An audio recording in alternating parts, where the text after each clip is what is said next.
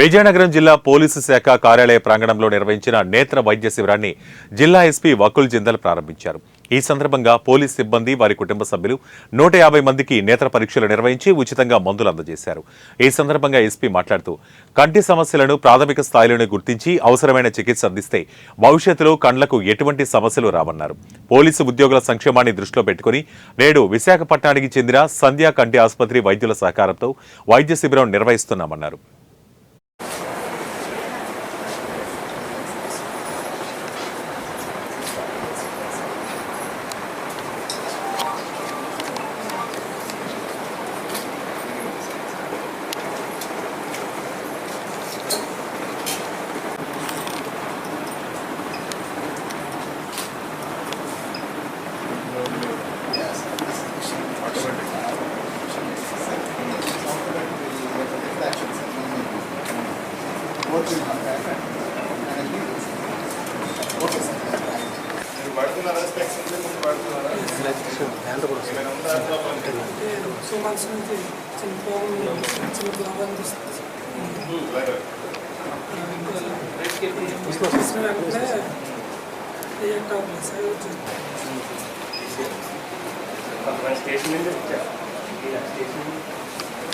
నమస్కారం.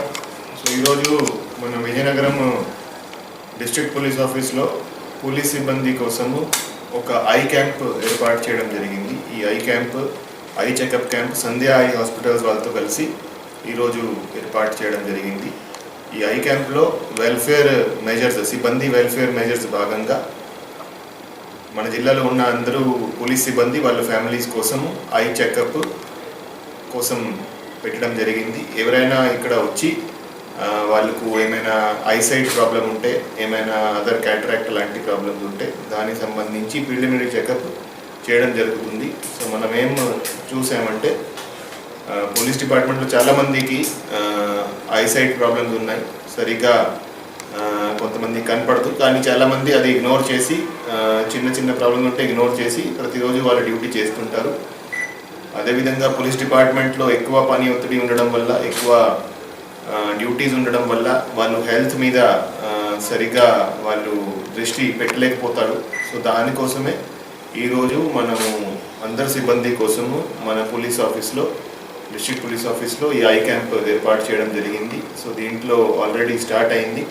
చాలామంది అరౌండ్ 100 దాకా సిబ్బంది వాళ్ళ ఫ్యామిలీస్ వచ్చి ఉన్నారు.